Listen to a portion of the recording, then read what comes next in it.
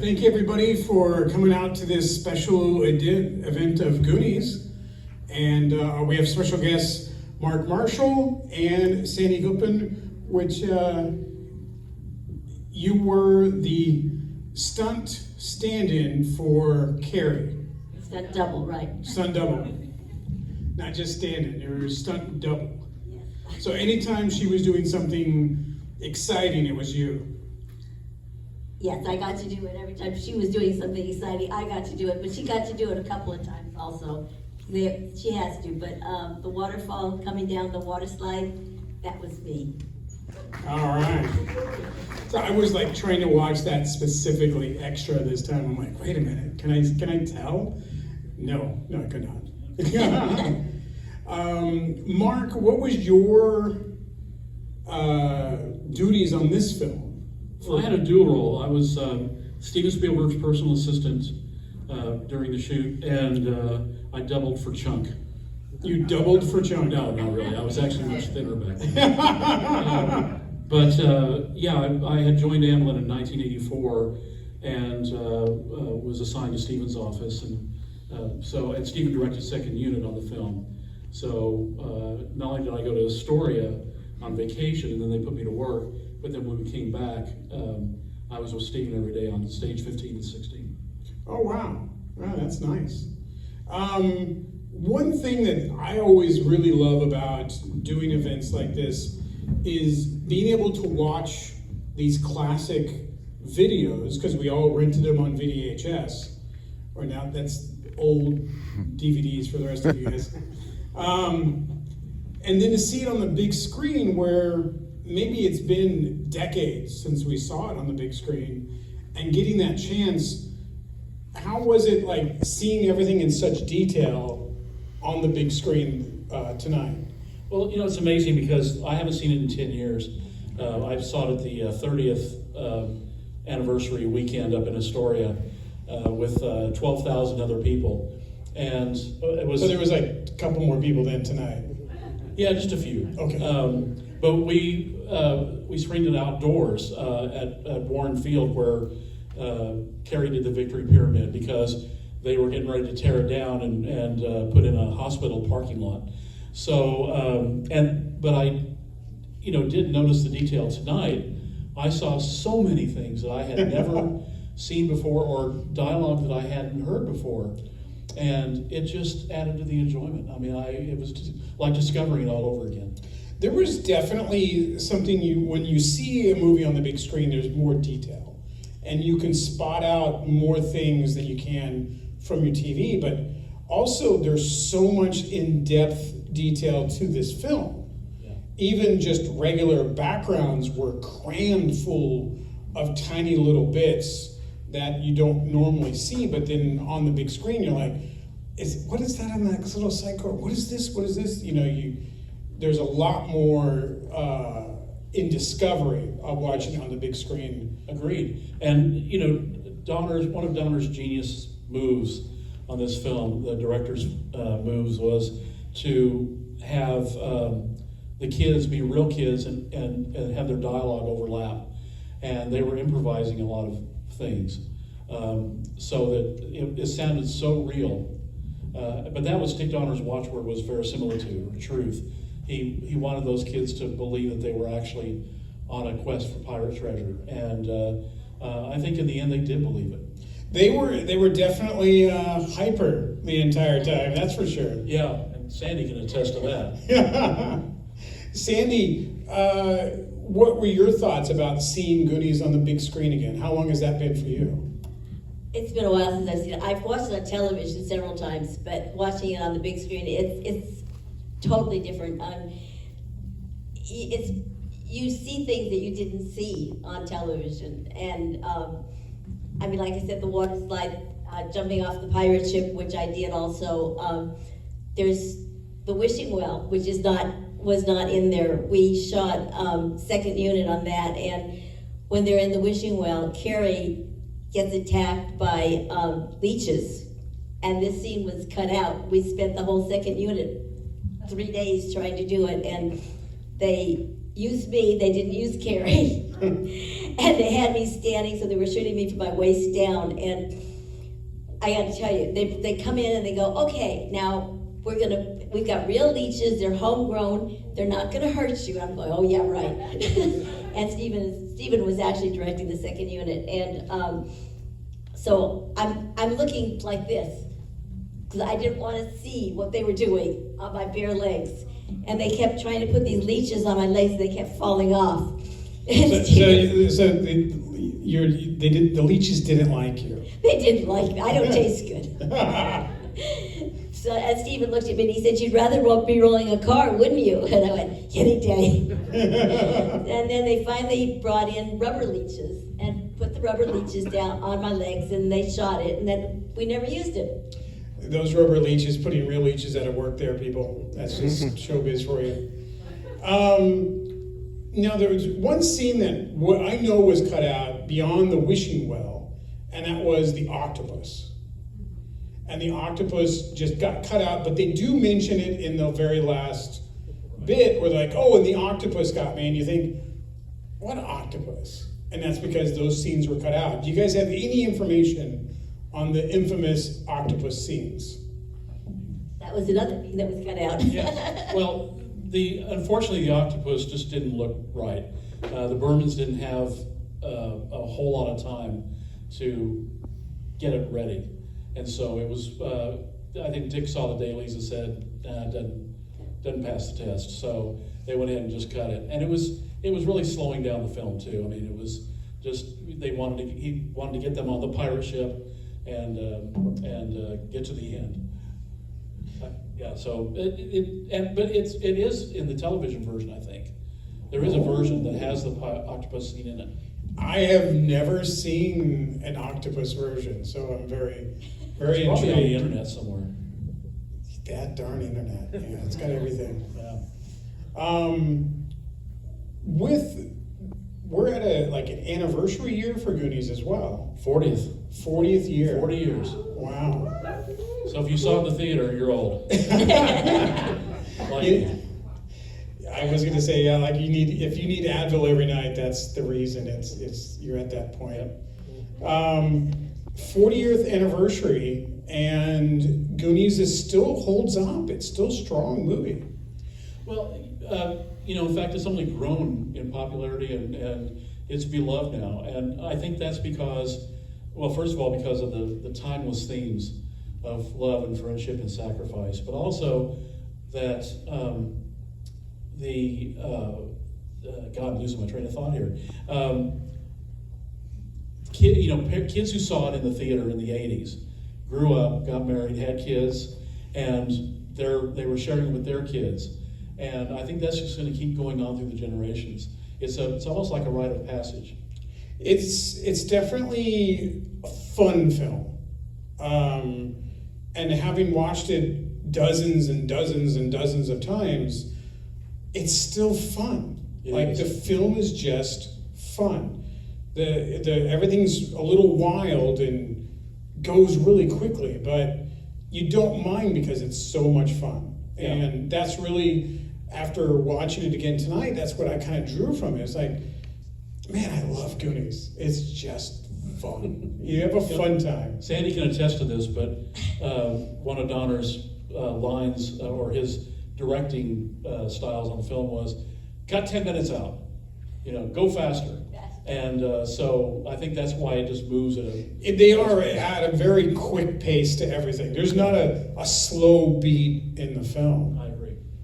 No, and it's funny, after working on the movie for 3 months, on the pirate ship and in the tank at Warner Brothers and being wet half the time, I'm sitting in the back row here watching it, laughing again at it. It just seems like it's just totally entertaining. It's not like, it's giving you a message, but it's not at the same time, and it's fun. And we don't have movies like that anymore, I don't think, that are just plain fun that you can enjoy. And you couldn't make this movie today. No, you couldn't make this movie now. Using the kids all the time. Pardon? I said with the using the kids all the time and overtime. And Well, yeah, I mean, that's why Stephen stepped in to direct second unit at Donner's request, because he looked at the schedule and said, there's no way with 7 kids, because they were all under 18 at the time, and so they had to be in school. They could be on the set for about 4 hours.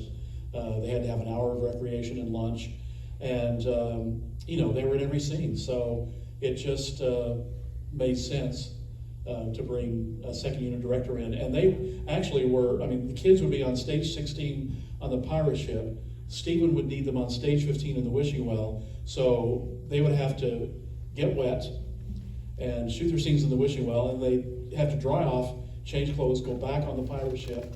And they did that for weeks and weeks. And get wet again. That's one thing, watching the film again and going, my God, they're just constantly getting in water. Like, it's water scene to water scene to water scene. I know it's Oregon, but man, that's a lot of water.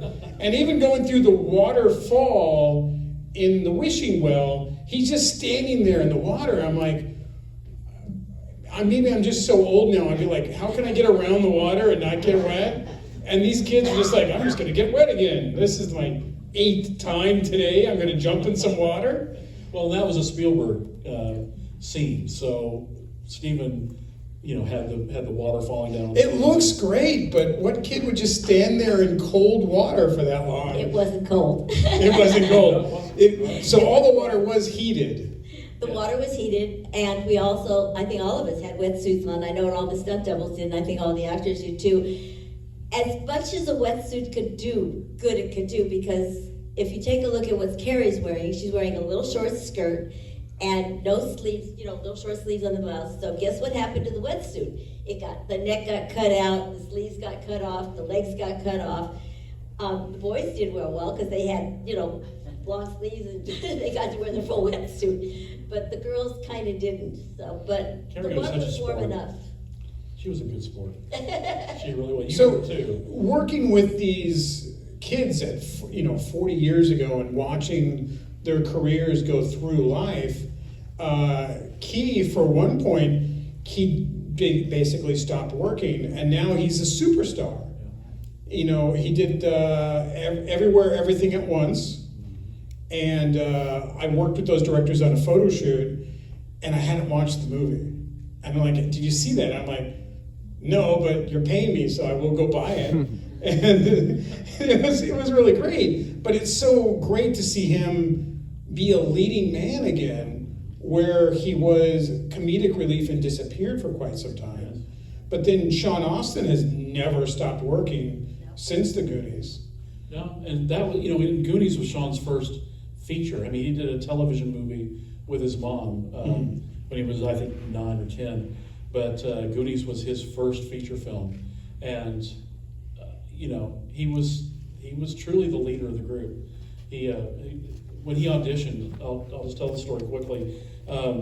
Sean came to Amblin to audition for Dick Donner and Stephen, and I was running camera in the conference room, and it was 5 o'clock, and he was there with his dad, John Astin, who was Gomez Addams. Yeah. Gomez Addams from the Addams Family. Yeah, and his mom's Patty Duke. And I think he turned 94, 95 recently. 95. Yeah. And so it was 5 o'clock. Stephen said, go out and get Sean, bring him back. So I went out to get him, and we're walking down the hallway at Amblin, heading toward the conference room, and Sean was shaking. And I said, you look a little nervous. And he said, yeah, I am. And I don't know why I said this, because I was trying to put him at ease. But I said, don't have anything to be nervous about. It's just the most powerful director in the world. And opened the door. And Sean went in and introduced himself 53 times and blew his audition. He kept messing up. It's on YouTube if you want to check it out. And I felt so bad. I thought I ruined his chances. But he had an offer when he got home. All right. Well, I guess he didn't terrorize him completely to death on that. No. No, they were a great group of kids. And of course, a young Josh Brolin that we all know as Thanos these days. Yeah. And he also did a skateboard movie that I really liked watching a lot. What was? He was in. What was it called? I just watched it. Huh? Thrashin', yeah. That's it. He's the lead in Thrashin', and that's what I knew him from, was Thrashin', because I was like always watching skater films, and I'm like, man, that's living the life. You know, it's just, And that was Josh's first film. yeah. Too. That was his introduction. Goonies was, and you know, Corey was the veteran. Yeah. Key had done Temple of Doom, and Martha was already doing films and stage. Carrie, I don't know if she'd done anything before that, but they were just, what an amazing group. Now, one thing that we don't know much about the rest of us was the actor behind Sloth. Can you give us any words about him and his experience on set that you might have Did seen? you have any experience with John Matuzak? Not really. Oh, okay. John actually came into audition, got the part right away, and Well, yeah, he's the size of a refrigerator. oh yeah, he was a scary guy. In fact, I flew with he and his stunt double Randy Widener. He needs a stunt double? Oh yeah, and it's a good thing he did, because John, you know, he got roughed up a lot during his football career, and so Randy had to do the harder stuff, and but we were flying actually up together to Portland to be driven to Astoria, and John first, I don't even remember this, but John was evidently rude to me, and Randy had a talk with him, and when we landed, John apologized to me, and I thought that's takes character to you know, to say something like that, because he's scary looking, you know, but when he was in that sloth makeup, he was the gentlest thing. The kids climbed all over him. You know, he couldn't get his makeup wet. They had to redo it, so the kids splashed him all the time in the water, and he never got mad. He couldn't eat lunch, so he had to drink lunch through a straw. And Robert Davi and Joey Pantoliano would eat French fries in front of him and taunt him. So Didn't they find out what taunting him does in the movie? Like, didn't you learn your lesson from that? well, you know what? I don't think they were afraid of John because they were at each other's throats all the time. Mhm. They had a professional and personal rivalry, Robert Davi and Joey Pantoliano. So, yeah, I don't think John was their problem. Sandy, on top of doing stunts on this film, I just wanted to bring it up. You were in a lot of episodes of Star Trek, Yes. and you played several well-known monsters in Star Trek. Yeah, they make me monsters a lot. I don't know why, but they do. I actually did the original Caged, which was the pilot with the Telosians, with the heads that talked, you know, through telepathy. And I got that job because I was doing Lost in Space, doubling Bill Mummy on the show. He was 11 years old. And it was another space show, so they came over and asked, you know, who do you have that's not allergic to this makeup that we can put all over her? And they said, oh, give me Sandy, she's fine. But we made it's so different today. We made the veins move by a tube going down your hand to an air bubble, and you'd push the air bubble while the guy off stage would read the dialogue. And today it's all done, you know, with special effects men and electronics and stuff like that. And after they did that and it didn't sell, and Lucille Ball bought the show back, and she paid for everything, they called me back and I got to play the salt vampire in Mantrap, which was another show that you couldn't see out of the costume very well, but we seemed to make it work, except I kept hitting Shatner in the face. But all those stories are in my book. I just had to bring that up for the Star Trek fan in me and hear it live on stage. So, Goonies 40th anniversary. We've got to watch the film. You've got to comment on some of your time behind it. But what is the lasting effect working on Goonies has had for you? Wow, you know, when we did these, nobody would ever know what was going to happen. I mean, you go in and out, do a show, and walk away from it, and the fact that it's so iconic, and you know, I've been so blessed in this business, I can't even tell you. I've done Star Trek, which is, you know, iconic, Goonies, Airplane, Battlestar Galactica, the fembots on Bionic Woman. I I look back on my career and I just thank God, because I don't know what else to say, because they're iconic shows and you never know it. You know, when I did them, you were working. That's all you thought about. You went in and did your job and you went home. And I look back at it and I'm amazed, seriously. And we're keeping you up late tonight. Don't you have an early call tomorrow? I have a 5 a.m. call tomorrow morning. That's a trooper, the people. On Naked Gun 9000 or whatever it is. Mark, what about you? I think for me, the lasting byproduct of this film was family. I know that, you know, people bond on a film if they're on location, but this really did, and Carrie and the other kids will back it up. We really were a family. Yes. You know, we had 7 kids on a set. We were on location in Astoria, Oregon, and everybody felt a parental responsibility for those kids. And when we got back, you know, normally on a set, you'll say, hey, yeah, we'll work with you again, look forward to seeing you, and you won't work with the same people. But we still keep in touch to this day. Sean was an executive producer on a documentary that my brother and I did. I see Jeff all the time when I'm here. Key. In fact, I was at Thanksgiving dinner with Jeff's family, and Key and his wife Echo were there, and he had just gotten the role in Everything Everywhere All at Once. Oh, wow. So I'll be seeing Carrie and Corey and Robert Davi in June in Astoria for the 40th anniversary weekend, where they're expecting, I think, between 15 and 18,000 people. No way they can compete with tonight. Not at all. Well, we did it first. They're just copycats. Yeah. You know what's amazing to me is that I've dealt with kids all my life, or up till now. I've been doubling older ladies, but to see them grown up and be friends with them, like I'm friends with Carrie, I'm friends with Bill Mummy, who was 11 years old, but they're grown up people, and you don't think about them as little kids, and our friendships really have stayed, which is really heartwarming and fun. Yeah. If you really want to feel old, Jeff is 50 years old.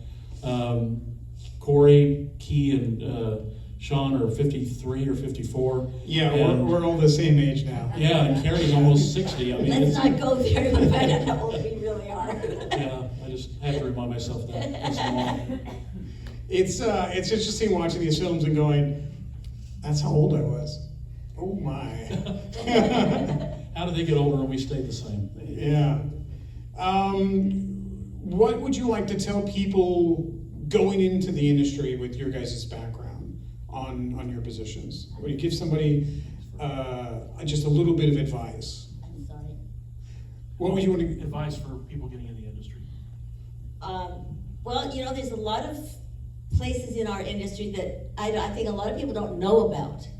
You know, there's hair and makeup and wardrobe and stunts and acting and electricians and all kinds of people that the kids don't learn about in school today. They don't have any clue, really, how many people a movie, you know, employs.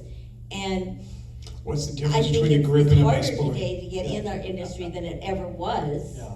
It's certainly not easy. It was a lot easier when I was growing up in the business. There was less people and everybody's willing to help each other. But if you want to get in the business, I think it's persistence more than anything else. You have to be persistent and be willing to work a second job just in case you're not going to be working, because you're not going to work every day. And it's not like it used to be where they'd call you and say, oh, we need you tomorrow. I've been very blessed. I've worked my entire life doing stunts. I started in 1960, and like you said, I'm still working. I'm working tomorrow, which is unusual for someone my age. But I work out, 4 days a week, and I try to keep myself as healthy as I can. And doing physical stuff, what I do, I try to stay physical, not working. But if you want to work in our business, it's not impossible. It's just a matter of knowing that there's gonna be a lot of downtime and you need to have another income besides what we're doing. That's great, great advice. Absolutely. Mark? I think that mainly, I agree with the persistence. In fact, my friend George Campbell says, there's a fine line between persistence and stalking. Oh, yeah. And I tried to be persistent when I got my first job, and it paid off about 8 months later. You have to, first of all, you have to love what you do, or what you want to do. You have to want it more than anything. This is nothing against people today, but young people seem to want to become a director right away, or a producer right away. And maybe they have the talent for that. But the entry-level position is a production assistant. And a production assistant is the hardest working person on the set and never says no, and is always available, says, I'll get it done. So I think that if you can do those things, take the long hours, and smile at the end of the day, then you're meant to be there, and you'll make it. One of the biggest directors in the business, James Cameron, was a PA on From Beyond the Stars. That's right. And he got recognition by spray painting the craft services styrofoam containers on the wall to make it look like a thing. And he's like, look, I just saved us $200.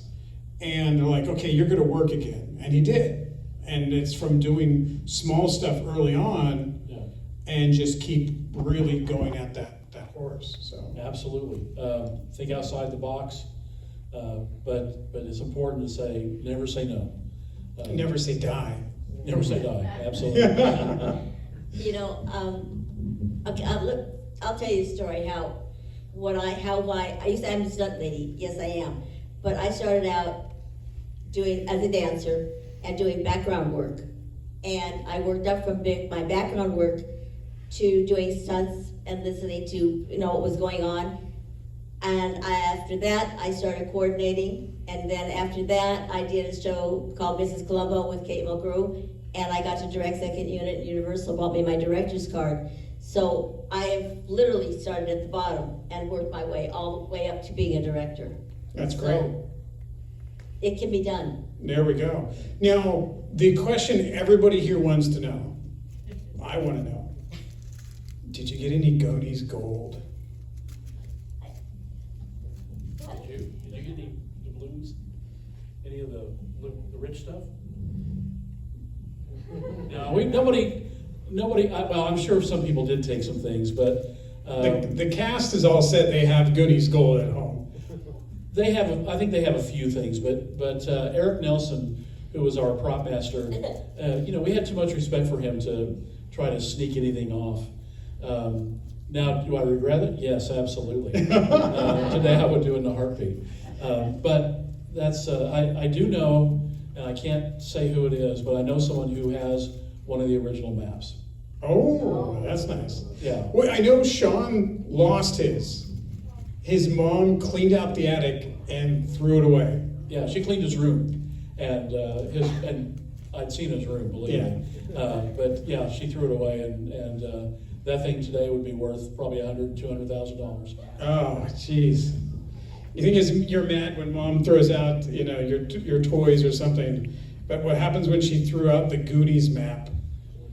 And I was like, well, it's just another little prop thing we have at the house. It's a good thing she was an Academy Award winner. Yeah, it's hard to yell at her for that. Well, but you have the call sheets. I do He's have got some good call sheets. and I for never that. kept one of mine. I was a pack rat. I saved everything. Does anybody have any questions you want to get off? We got a couple minutes here. Does anybody have a Goonies question that you just been dying to ask? Not dying, but Okay, well, I'm just interested. Sandy, so I can yell, like my voice travels. Sandy, when you were doing the sliding in the water coming out into the water part of it, did you do the slide, the long parts? Because I know they have close-ups of Carrie. Yeah, would you repeat? I Okay, now I'll respond it. Yeah. When you're doing the water slide part, were you also the one that got shot out? Yeah, I know she's Okay, shot we did a out. lot of stuff in separate cuts. Yeah, yeah. So she didn't come down the entire slide. The slide went probably, I mean, it was like an e-ticket at Disneyland. It went around the stage and a couple of times and then came, it came down. So we did a lot of separate cuts with, like Carrie's, and all the actors, so that we could see their faces. And the cameraman would be going down backwards, Yeah. with them. There was one take where we had a short take and they wanted to follow me down behind me. And what happens when someone's behind you, they get all the water and you start slowing down Yep. and he keeps going faster. And when we came off the edge, I got clunked in the head with the camera as we went underwater. But the main big shot, I did the whole thing all the way down, Yeah. with the cameras in front of us. But the one she did, and the one that all the other actors did were cuts and pieces, so we could establish them. And it's not like an actor can't do their stunts. You're gonna find so many actors say, oh, I can do that. Yes, they can, but how many times? Stunts are never, ever done once. They're always done over and over again for some strange reason.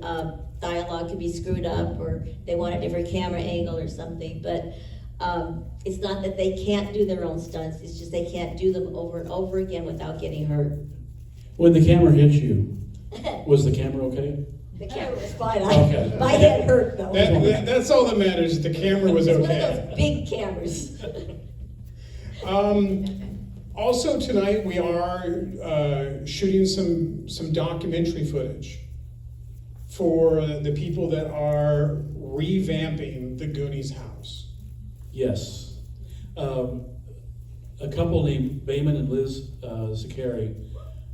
Zachary? I call him Zachary. Anyway, they bought the Goonies house, and recently made an agreement with another company to essentially renovate the house, restore it to the way it was in 1984.